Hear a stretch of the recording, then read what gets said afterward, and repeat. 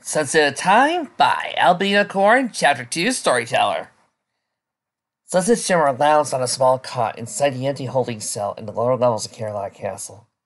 It was a square space made of rough gray stone and had a strong earthy smell. A small barred window sat at the top of the wall opposite for the wooden floor. Sunlight trickled forth, illuminating the otherwise dark cell. The cot was unusually comfy. Much to Sunset's surprise, it came with a fluffy pillow as well. As he wasn't so tense, he might have taken a nap right then and there. Instead, she sat on the edge, watching the dust particles swirl and dance in the beams of sunlight. The guards, who had brought her down to the dungeons to wait for her trial with Princess Celestia, Sunset had tried to tell him it was a big misunderstanding. Of course, he ignored her and left her locked up in a tiny cell. He also confiscated the hourglass, believing it was stolen property despite Sunset's claims belonged to her, which was in a way true.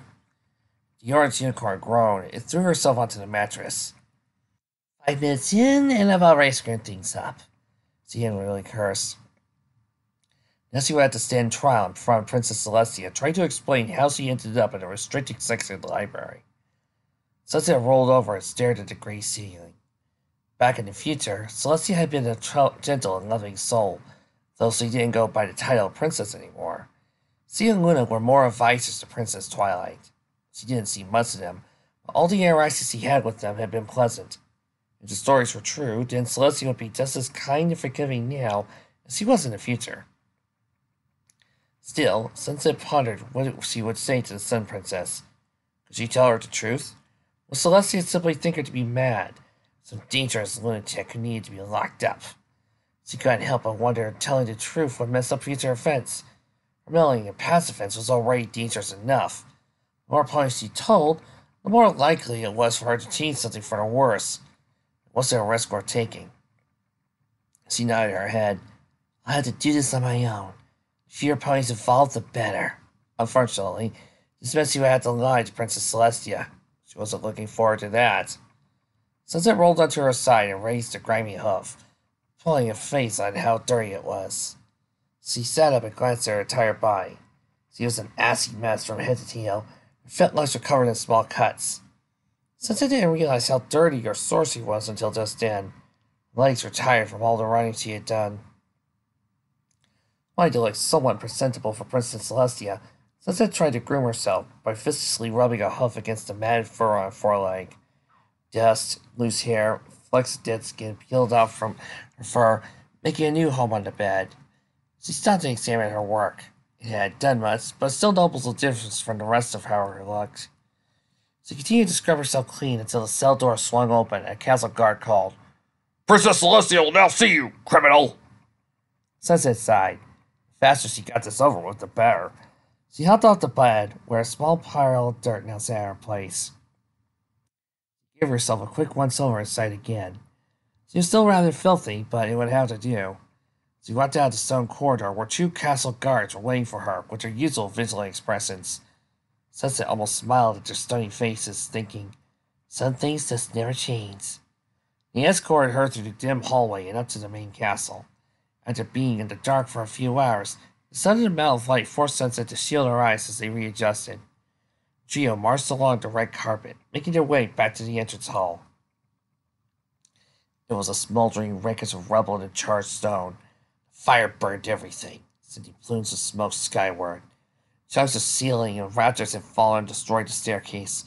The front wall had collapsed outwards, revealing a blood-red sky and a storm of fire. The ground began to shake, and a dark laugh filled the air. Sunset shook her head and took a deep, shuddering breath, pushing the horrible vision from her mind. She looked around at the actual hall and saw how it should look. Beautiful, polished marble in vibrant colors of majestic purple. Tapestries and paintings of various art forms covered the walls, and a regal chandelier hung from the ceiling. Keep it together. This is no time to lose your cool, she thought as the guards led her upstairs and down another hallway. They stopped at a large pair of purple doors, engraved with the symbols of sun and moon. One of the guards turned to Sunset and barked, You'll show the princess the utmost respect. Speak only when spoken to. Is that clear? Sunset looked down so they couldn't see her roll her eyes. Yes, I understand. Guards nodded and pushed the doors open, beckoning the unicorn inside. The audience chamber was a long room that ended with Celestia's throne. Marble floors were so well polished they acted like mirrors, reflecting the high vaulted ceiling. Full stained glass windows lined the wall, depicting murals of sunlit fields and roaming clouds, and the famous picture of Princess Keynes in shining armor balancing the Saintly Queen. Sunset walked along the carpet, admiring the glass pictures, until she had reached the view of the dais. It was a golden sculpture, decorated at the base with small flowers. Water fell from two basins around a pool around the throne, giving the room a soothing waterfall sound. Mrs. Celestia sat at the top of the throne, eyes closed and a smile gracing her lips, giving her a calm, dignified expression. She opened her eyes for the first time since Sunset had walked into the room and stepped on the gas. Sunset shimmer, she breathed, holding a to her chest. Sunset snapped up from the bow she had been and stared at the princess, a mixture of surprise and fear on her face. The princess knows who I am? But that's impossible! Wait, does she have the ability to see the future or something? Sunset stood up, now aware her legs were shaking. You know who I am, Your Highness? There was a pleasant pause that drowned out even the noise of the waterfalls. Celestia looked at Sunset as she was trying to see through the unicorn. She closed her eyes and whispered something inaudible before looking back at Sunset and beamed. I suppose I'm just more in tune with my subjects than I thought. Call it a princess's intuition, if you will. Celestia had a distant look in her eye, a look that Sunset knew all too well. Twilight had given her that look whenever the princess knew more than she let on. It was a sagely mysterious, downright irritating look. Before Sunset had a chance to question the princess's intuition, Celestia continued, Regardless, I hear you've quite a commotion in the Starsfield, the bearded section of the archives. Breaking and entering, vandalism, stealing. Celestia said with a frown, These are some serious accusations, Miss Shimmer. And none of them are true, Your Majesty, Sunset protested. Oh, then by all means, please explain. Sunset hesitated for a second, trying to come up with an applicable lie. It was a harder feat than she imagined, especially under Celestia's steady gaze. Well, you see, I was trying to cast a teleportation spell and I overshot my target? She orally flits. Wasn't meant to sound like a question. Celestia, however, smiled at her and said, Really, you must be quite good at magic to be able to teleport. Celestia felt herself blessed. Oh, no, not really.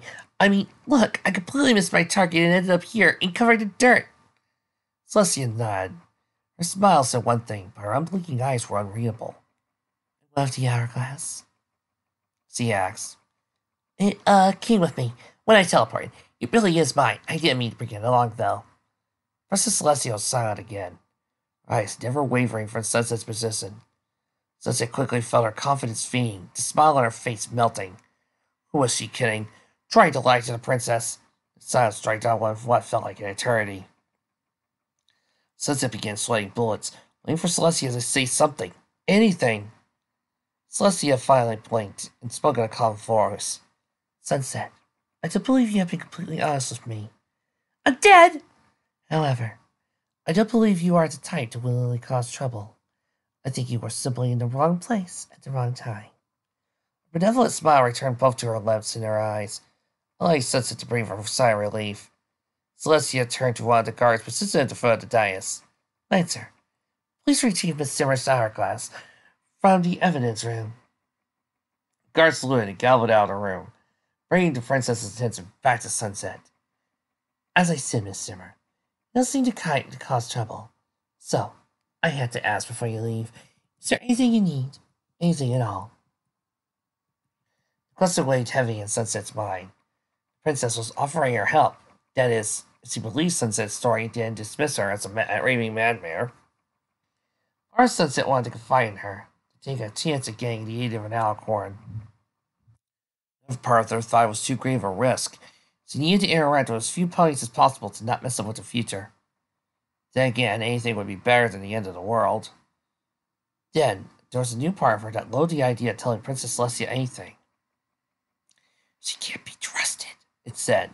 She'll just help you until she grows bored of you or you disappoint her. Then you'll be thrown away like a broken toy. Sunset blinked, surprised by her thoughts. That was dark, even for her. She tried to dismiss them. Something about those thoughts struck a chord deep within her that made her uneasy. She couldn't believe that Celestia was the type of pony who would discard something the minute it had no use to her.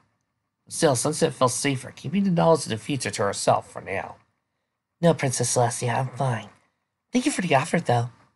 Very well, Celestia agreed. I hope to hear good things about you, Sunset Simmer. You seem to be a very promising unicorn. Sunset gave an embarrassed thank you as the guard came back to her with an hourglass. Sunset thanked him as well and bowed to the princess before turning to leave, the sand glass floating above her. She exited the audience chamber as the sound of the door closing behind her rang through the hall. She stood in the middle of the carpet, unsure of where to go or what to do next. Sunset knew she couldn't go back to the archives unless she wanted recent events to repeat themselves. Celestia was probably suspicious of her by now. He had grown, Sunset set off down the hall, deciding to leave before she could get into any more trouble. The afternoon sun shone through the windows, illuminating the squares of carpet and harming the castle. A squadron of guards passed by, eyeing Sunset suspiciously, no doubt, because she still looked like a mess. Keeping her eyes to the floor, she continued on her way, trying to come up with a new plan of action. Since she couldn't use the Carolot Library, she would need to find another place with a wealth of information. Sunset was beginning to regret turning down the princess's help. Part of her wanted to go back and ask, but the dark thoughts from before continued to whisper in her head. Celestia can't be trusted. She's a manipulative Sam. She doesn't care about you. Sunset couldn't figure out where these ideas were coming from. So they belonged to somebody else entirely. And she couldn't help but feel they might be true. Someone followed her falls. Sunset failed to pay attention to where she was going. Next thing she knows, she crashed into something soft and fell into her haunches. My goodness, I'm so sorry. Are you hurt? A worried voice asked. Sunset ran to her door now and stood up. Yeah, I'm fine. Sorry, I wasn't looking where I was going. Eep! Sunset jumped back as the pony in front of her came into focus. She knew that lavender coat and purple mane anywhere. She had seen them almost every day for a decade, and not anticipated seeing them here. Oh no, it's my fault. Princess Twilight Sparkle apologized. I was so into this book, I wasn't paying attention to where I was walking. Are you sure you're fine? After a few seconds of working her tongue, Sunset finally found her voice and stammering out, No, yes, I'm okay, Princess. Twilight gave a nervous chuckle. I'm still not used to ponies calling me that. I know the coronation was a few days ago, but I'm still getting over the shock of everything that's happened. Sunset gasped. Coronation was only a few days ago? She was both fascinated and furious at the time the hourglass and decided to drop her off. She missed one of the most important moments in history by only a few days. Pony feathers, she cursed. It's totally unfair. What's the matter? Twilight asked. Sunset snapped out her thoughts. Oh, it's nothing really. I just, forgot something. I should probably go get it, Sunset said, trying to make an excuse for herself to leave. Okay then, again, sorry for bumping into you. I saw you never got your name. Sunset was safe from having to answer Twilight when another voice came down the hall. Hey Twilight, the girl sent me to get you! A young, slightly chubby baby dragon came down the corridor, blue gemstone in hand. Spike! Sunset said, overjoyed to see the dragon alive and healthy. She quickly shoved a hoof in her mouth, then gagged at the filthy taste of her now coated tongue. However, damage had already been done. Spike tilted his head. Hey, do I know you? Yes, I have to go! Sunset bolted down the hall, leaving Twilight and Spike standing in confusion. Sunset didn't stop running until the castle was far behind her. She finally stopped and leaned on a lamppost to catch her breath. She couldn't believe she just run into the younger version of her mentor and Spike. They both looked so different than she was used to. While Spike looked different, Twilight was just shorter. Sunset slid down the pole and stared up at the sky. She just embarrassed herself in front of Twilight. She wondered if the princess will remember that in the future. Sunset turned her head and looked at the hourglass lying in the grass next to her. She scooped it up and held it above her, examining the figure-8 design golden fist. Twilight said that somebody with a righteous cause could use it. And it worked. I made it to the past. But will it let me go back to the future? The thought had been sitting in the back of her head since she arrived. The hourglass had thought coming back to the past to see the future was enough cause for time travel. But would wanting to go home after she fixed everything be enough of a desire for it to work a second time? Was he trapped here in the past? Holding it against her chest, she couldn't help but wonder about her situation. She wanted to try and test it, to see if it would send her back into the future. But the thought of seeing everything on fire, the possibility of not being able to come back to the past held her back. One problem at a time, she murmured. First, save the world. Then you can worry about going back home. She got up, putting the hourglass and her telekinesis to float behind her, and continued to walk aimlessly, to Camelot. Countless ponies walked past her, enjoying the warm summer day. They traveled in pairs and large groups, shopping bags around their hose, talking, gossiping, and laughing. Sunset envied their carefree nature. She wanted to be one of them. Go out shopping with her friends and sit on one of the terraces and eat ice cream as they admired the view like they had a few days ago. It had only been a few days, but to Sunset, it felt like another lifetime. It was amazing how one day could change every day. 2 days ago, she had been studying in twilight, while they enjoyed enormous hot fun sundaes that neither of them could finish. Yesterday, the world had ended. Now today, she was walking through Camelot, 50 years in the past. The more Sunset thought about it, the more her head hurt. Instead, she focused on the scenery and the ponies around her. 50 years had passed, and yet little had changed. Past Camelot and future Camelot were almost exactly the same. Cobblestone's treats, the ivory towers, and even most of the stores were unchanged. The noble and elite ponies of this time may have looked different to Sunset, but they were still the same in spirit. Happy with their vast amounts of wealth, looking for any excuse to go out and flaunt it. They could live their lives like nothing was wrong. Of course, for them, there was nothing wrong. Their problems were 50 years away. For some of these ponies, it would be their children or grandchildren who would inherit the destruction of the world, unless Sunset did something to stop it. She found herself in the middle of a plaza with a large fountain in the center. Stopping to look at the pool of water, Sunset saw her reflection for the first time, truly appreciated how dirty she was. Adding to the grime and filth that still stunk to her cloak, she also saw how much of a disaster her mane was. Parts of it curled and stuck out at odd angles, while other parts were singed to the tips. She didn't dare count the number of split ends she saw. Beyond her reflection, she saw numerous bits hanging at the bottom of the fountain, no doubt thrown in by ponies making wishes. Then Sunset realized 2 things. She was hungry and had no money whatsoever. Her stomach groaned as if to put a fine point in her plight. She stared at the golden coins, mocking her with the idea of being able to buy food. She was sorely tempted to dive into the fountain and snatch them. Doing so would also clean her fur by a substantial amount. However, she looked like a desperate beggar. Then again, I'm not from here, so what does it matter? No one's going to remember me. Probably. She mulled over the idea before deciding against it. Hungry or not, she had standards, and stealing coins from fountains was against the law. She had been arrested once and was not looking to do it again. Sunset moved on from the fountain and away from the plaza, still unsure where she was really going. She wandered aimlessly, passing through the many shops and eateries that tantalized her with the idea of food, her stomach giving another rumble as she passed by a particularly delicious smelling sandwich shop. Sunset kept walking, wanting to get away from the delightful aromas surrounding her. She moved through a few narrow streets, where several ponies gave her outraged looks at her appearance and turned their noses up as she walked past them. But she really wasn't surprised. She knew she looked ghastly. The buildings eventually submitted to more scenic areas, as Sunset found her to one of Camelot's parks. Foals and their friends or parents were out frolicking and enjoying the summer sunshine. The park itself was of modest size, with a small pond in the center, and a hill and an old oak tree near the one end. Sunset decided to take a break from her wandering and climbed a small hill, finding its shade under a large tree. She dropped on her belly and let the hourglass fall next to her with a thud. She looked out over the park, taking the picturesque beauty of everything. She inhaled slowly, the scent of fresh flowers and cut grass tickling her nose. Everything is just so peaceful, she said, lying her head down as sudden sleeplessness came out about her. The visit of the park swept away in a fiery maelstrom, flashed before her eyes until she took it away. I won't let that happen, even if it's the last thing I do. She let out a yawn, feeling the grass brush against her cheek. Her stomach groaned again, reminding her of her other predicament. Only half aware of what she was doing, Sunset moved her mouth over a tuft of grass and tore into it. She chewed slowly before swallowing it, getting the awful taste.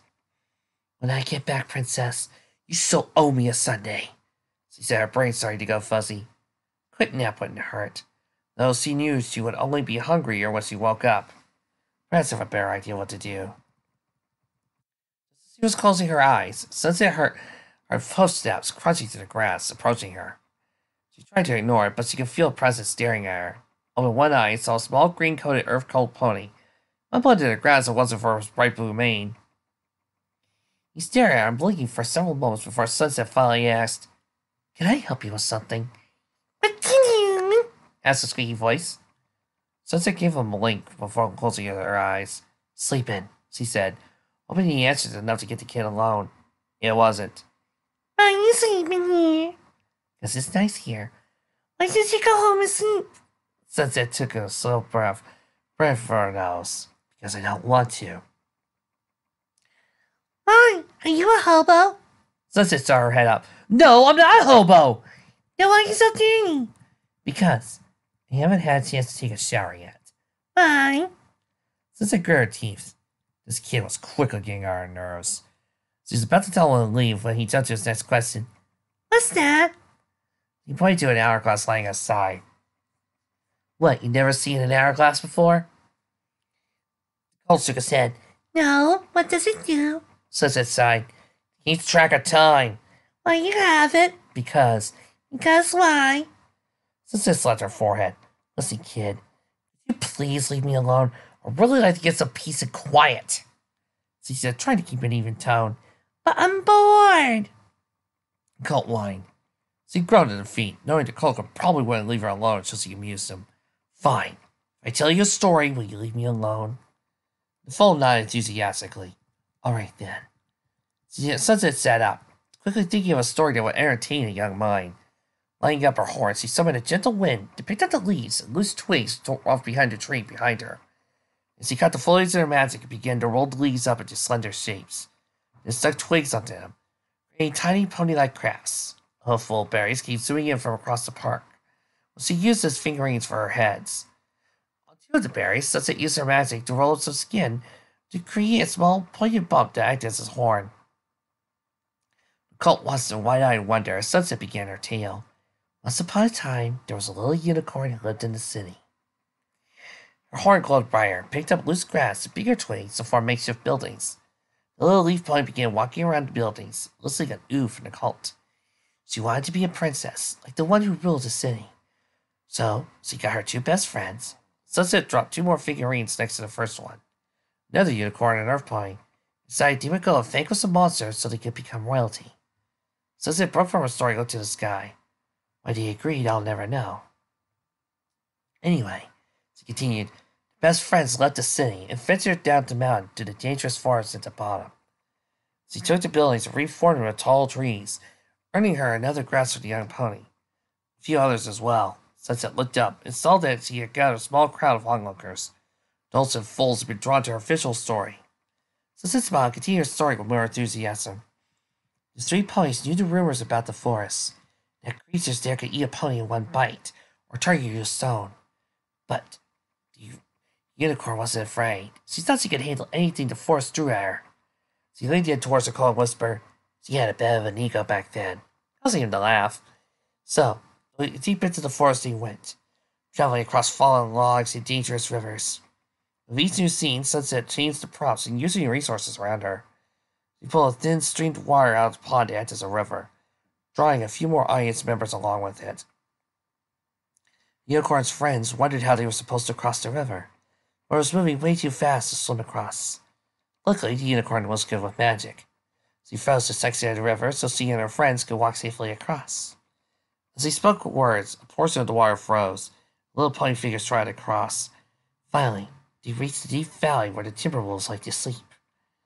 Sunset stripped the pieces of bark to make it into three wolf-like shapes, complete with sharp teeth. Seeing the sleeping Timberwolves made the three ponies rethink their plan. They decided it might not be a good idea to try and be a Timberwolf. This was reliving. One of them stepped on a branch and made a loud snap. The Timberwolves woke up. She looked at the colt and asked, can you guess what our heroes did next? Did they fight the Timberwolves? Sunset laughed. Nope, They ran like cowards. The little ponies began running away from the three Timberwolves. They ran and ran, trying not to get eaten by the hungry monsters, until one of the ponies tripped and fell. The audience gasped as the Timberwolves began circling the falling pony. Seeing her friend in danger, the unicorn felt a great surge of magic. It used it to blast the Timberwolves to pieces. A bright light came from both Sunset's horn and the stump of the berry's face. Now momentarily blinding the crowd, faded. Scattered splinters were the only proof of the Timberwolves' previous existence. The three friends celebrated the victory, happy they were all still alive. They quickly left the forest, only to be met by the princess herself when they reached the edge. She quickly crafted a fourth pony with a horn and small release for wings. The ponies' parents had told the princess their children had gone missing, so had to look for them herself. She wasn't happy when they told her what they had been doing, but they decided to leave their punishment to their parents, so the princess returned the three little ponies back to the city in their royal chariot. Sunset fastened a rolling chariot from trigger pieces of rock and stuck the ponies inside before making it zoom through the air. The foals were reunited with their parents and received the scolding of a lifetime, but the parents took the unicorn and her parents aside. Although she was upset that the unicorn had put herself and her friends in danger, she was also very impressed by the power the unicorn had used to vanquish the Timberwolves. The princess asked the unicorn parents if she could take the foal under her wing as an apprentice. And after a little begging and pleading from the unicorn, the parents agreed that it was in their daughter's best interests. Another gust of wind picked up and scared all of Sunset's props away. So the little unicorn got to live in the castle and study magic under the princess, after she had been thoroughly grounded first. She and her friends continued to go on adventures together, though most of them weren't quite as life-threatening. Thus they lived happily ever after. The end. The crowd stopped their hooves and cheered, causing Sunset to blush. One of the audience members came up and dropped a few bits of her hoof before thanking her for performance and walking away. No one following suit, tipping his hat in thanks, followed by a mom and her two foals who each dropped a bit.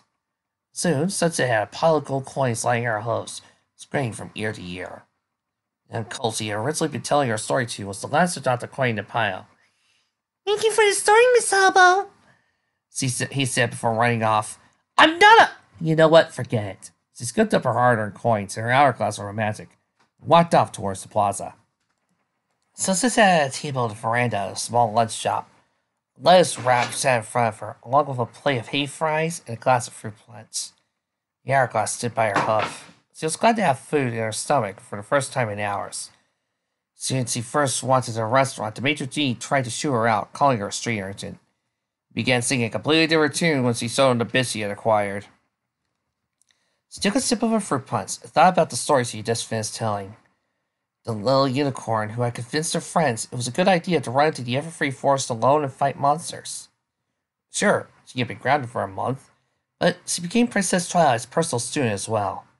Yep, she lived happily ever after, until yesterday. Sunset sighed and returned to eating her lunch, pondering about what she was supposed to do next. She needed more information on the Alicorn Amulet and the Dark Regalia. If she could find a book describing what or where they were, she could move on from there. Since she couldn't go back to Caroline Archives, she needed to find another library that had a vast store of worldly books. Sunset looked over the veranda to the valley below. It was a breathtaking sight, seeing the patchwork hills and sparkling river that ran through Ponyville. Ponyville, Sunset said softly. Twilight had always mentioned her time at Ponyville. She said she had lived in a library while she was there. And if Twilight lived in a library, it must be stuffed with important books. Sunset scarfed down the rest of her lettuce wrap and sprung from the table, grabbing the hourglass as she went. She was grateful she hadn't spent all her bits on lunch. She raced through the city, weaving in between angry pedestrians calling her rude names as she sped towards the train station, eager to get her destination. The station was jam-packed with ponies waiting on trains to various destinations like Philadelphia and Manhattan. Luckily, for Sunset, the train to Ponyville was fairly vacant. She paid a fare and, using up the last of her bits, hopped onto the last compartment. 10 minutes later, the train was rolling along the mountainside tracks, sloping down into the valley where Ponyville rested. Sunset watched the scenery pass her by. Vibrant greens and shades of brown whisked by the window, putting together like a watercolor painting. The cart rattled along the rails, bumping and bouncing a long way to the mountain. The The constant rocking motion was starting to make Sunset sick. She had hardly traveled by train. Anywhere she needed to go, she would teleport and take an airship. Fortunately, she knew Ponyville didn't have an airship dock. They never built one in the future, so there was no way they would have one now. Sunset clenched her stomach and moaned, her face turning a pale green. She started to regret eating lunch. The train gave a powerful lurch, and Sunset threw a hoof to her mouth. She gave a painful swallow and murmured, "Of all the books I read, I couldn't take the time to memorize a motion sickness spell." She curled up into her side, just as the train bounced skyward again, tossing her off to the side of the bed. She hit the floor and growled on the carpet. "Second worst day ever!" The train finally pulled to a stop at Ponyville Station. Sunset wasted no time in getting off the infernal contraption, grateful for being on steady ground once more. After her stomach had settled down, she began her march to the library. The sun was on its ascent as Sunset moved through the rural town. Ponies around her were all preparing to turn in for a day, a far cry from the nightlife of Camelot. There was always a party at Galleria's opening. Here, parents were ushering their kids from the park and closing up their market stalls. Not wanting to get lost in a foreign town at night, Sunset stopped and asked the Teal Unicorn for directions to the library. Mirror being completely polite as he gave Sunset instructions. Another difference from the ponies at Camelot. But would give ponies directions like it was the last thing they wanted to do. Sunset thanked her and got off, still trying to keep an interaction to the minimum. A few minutes later, she reached the Golden Oaks Library. Large, homely-looking tree that looked like it didn't see any visitors in days. All the lights were off and the windows had been closed tight. Sunset knocked on the door and received no answer. She tried the door now, but was surprised to find it open. She stepped to the main room, closing the door behind her, casting a light spell to illuminate the dark room. In front of her were shelves upon shelves of neatly organized books. She gave a small fidgeting dance and ran over to the first row of books, reading through the tiles, hoping to find something useful. Sunset grabbed a few tomes and set them down with an hourglass. Around a small desk in the corner of the room, she lit a single lantern and began reading through the first book. As the sun fast, giving way to Luna's starry night, Sunset had built up a large pile of discarded books next to her. Even larger tower of unread books sat on her other side. She pored over every history, legend, and artifact book she could get her hooves on. Her eyes were growing tired as she found herself losing focus several times over the last few hours. She couldn't recall the last time she had slept, but a short nap was sounding like a great idea. "Hey look, there's a light in the library!" "Spike, I thought you said you locked the door." "Well, I thought I did. Guess not." Sunset's weariness quickly vanished as she heard the approaching voices. "Why on earth is Twilight here? She's supposed to be at Camelot!" Jumping from the desk, Sunset tried to look for a place to hide, but knew it was too late. "Maybe it's Owless trying to study," Twilight said. "I didn't know that bird knew how to use a lantern." The door opened and in walked Spike, followed by Twilight and Sparkle. Both of them stopped and stared at Sunset. His expression was that of a foal who had been cut with her hoof in a cookie jar. Twilight blinked, their entire face brightened. "Hey, you're that unicorn I met in the castle. You know, I never did get your name." Sunset, caught off guard by Twilight's appearance, decided on the best course of action her rational brain could think of, lying her flank off. "My name is, Starburst!"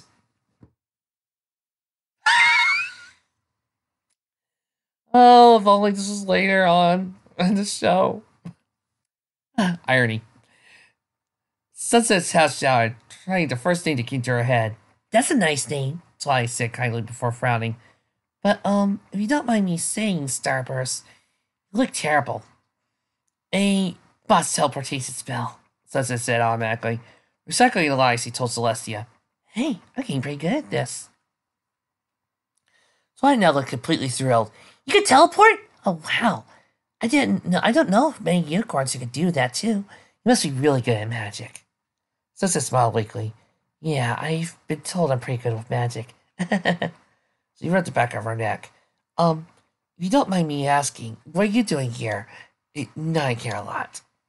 "Well, since the coronation and everything is over, I decided to come and stay in Ponyville with all my friends. I couldn't possibly leave them behind, princess or not." Princess Celestia understood completely. "So I guess right now the title of princess is just that, a title. Although Celestia says I'll have bigger responsibilities from now on. But I'm sure it's nothing me and my friends can't handle." Twilight said, holding a hoof to her chest. Vic, I can hug you and kiss you. After dealing with some of the moronic things that was said back in Harrier Problem, this is a godsend. Well, she's a lot perkier in the past, Sunset nodded. Twilight continued. So, what are you doing here? I'll be honest, we don't get many visitors to the library who actually want to read. Oh, I was just, studying for a research project. Yes, that's what I was doing. Sunset visited nervously. Only Twilight hadn't developed clairvoyant powers like Celestia yet. Twilight nodded, oblivious to Sunset's behavior. Well, don't let us distract you. We're just gonna get settled back in. Come on, Spike. The duo walked up to the wooden staircase. Spike waved to Sunset and said, just tell me you need help fighting something, before advancing up to the upper floors. Sunset gave a sigh of relief as he sat back down at the desk and began her search again. She hated having to lie to her mentor. Even if Twilight wasn't technically her mentor yet, it still left an uneasy feeling in her stomach.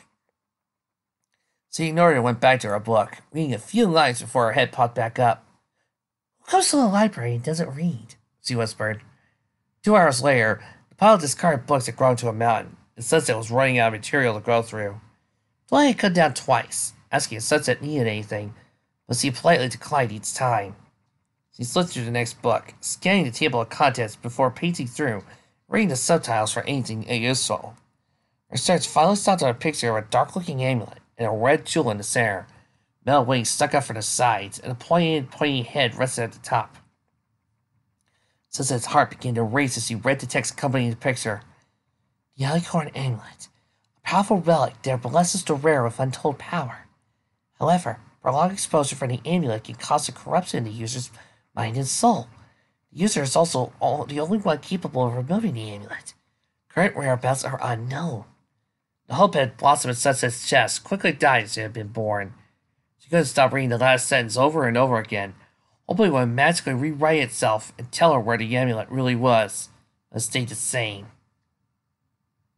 Sunset smacked the book onto the floor and cried, Pony feathers! She stopped her head against the desk and smuttered a cream of curses, while he came bounding down the steps. Is everything all right, Starburst? She asked. Sunset waved her hoof, not willing to lift her head up to properly address the princess. Fine, everything is fine. Twilight walked over to the mess of books and saw the one Sunset had smacked to the floor. It's still open to the picture of the amulet. The Alicorn Amulet, she mused. I had to deal with that one before. Sunset snapped her head up, eyes wide with hope once more. You did? Twilight nodded. Yeah. A jealous showmare came to Ponyville and beat me in a magic duel using the amulet. She enslaved the entire town until me and my friends tricked her into taking it off. She said, reminiscing. Sunset couldn't believe her stroke of luck, although she couldn't help but wonder how future Twilight had never mentioned the story before. She placed that thought in the back of her mind as something to ask Twilight when she got back. Do you know where it is now? Sunset asked a little too quickly. Twilight smiled fast, but her eyebrow rose with suspicion. Why do you need to know where it is? Sunset racked her brain, trying to think of another lie to quell Twilight's suspicions. It's for my research project. Yeah, research on the Alicorn Amulet, whether it's real or not. Knowing where it is would really help my paper. And stuff. Twilight began giving Sunset a look similar to the one Celestia had given her later. So tell me then, she began, walking around the wooden table with a sculpture of a pony's head on it. What class is this for? Oh, you know, an advanced class at Celestia School for Kids and Unicorns? Twilight continued nodding, her eyes never leaving Sunset. You know, the Caroline Archives are open to all students, right? Sunset was sweating now. She tried to smile, thinking it might help her lie. Well, I just thought everybody would be using the archives for research. You know how the school goes. I thought I'd try studying somewhere nice and quiet. Twilight's horn began to glow, causing Sunset to flinch, thinking Twilight was going to curse her. She felt nothing. She opened her eyes and saw all the books around her lifting up, right to Twilight's aura. Her back was to Sunset as she began restocking all the bookshelves. Yes, thinking the archives would be full of students trying to study would be a good excuse for coming all the way to Ponyville, she said calmly. If school were actually in session right now, she finished, giving Sunset a cold look over her shoulder. Right. It's summer. School's out for recess right now. It's a summer research paper? Sunset tried. When the last book placed itself into place on the shelf, Twilight turned around and gave Sunset a startled glare. Listen, Starburst. I don't appreciate ponies coming into my house and lying to me. Tell me what you're really up to. Why do you want to know where the Alicorn amulet is? She stood rooted to the spot, shrinking under Twilight's scrutinizing gaze. Sunset had received this glare before, when she cast a spell on Prince Blueblood III and left him mute for a few days. He had called Sunset a flame-headed know-it-all, so Sunset felt justified with her actions. Princess Twilight scolded Sunset for her immature use of magic, while she gave the small unicorn her strongest, disappointing glare. Sunset squirmed, unsure what to do.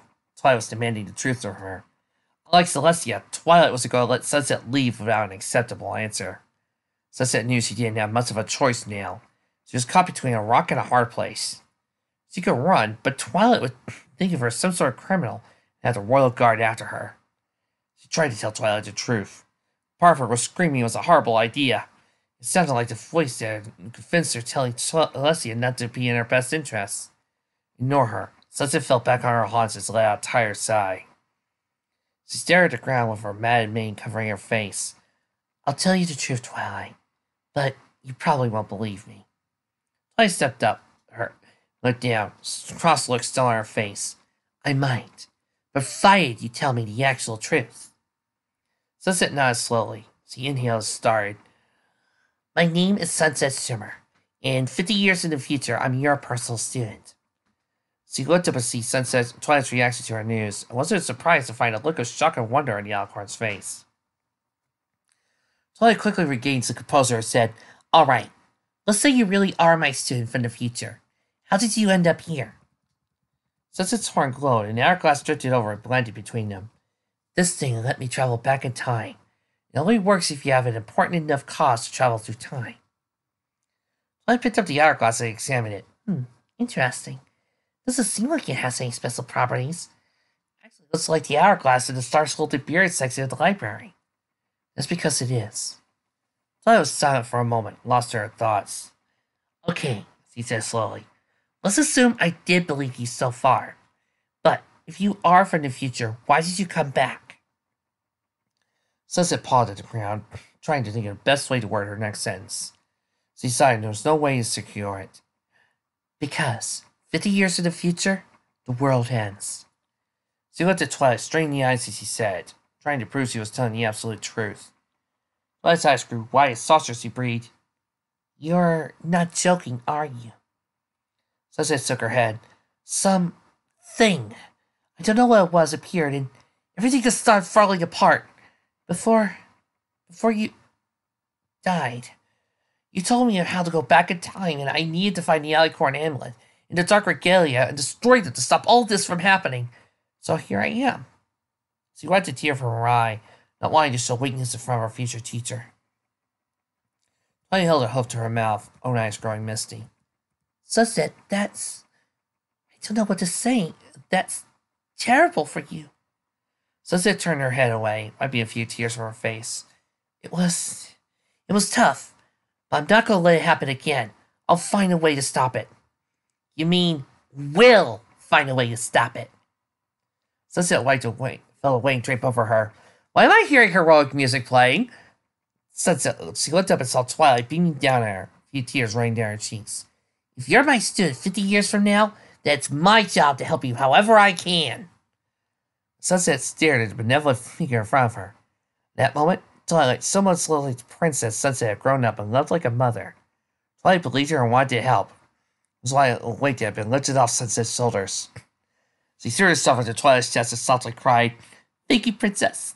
Thank you so much. Thank you for everything. Twilight held her and whispered, Of course, Sunset. Everything's gonna be just fine. I promise.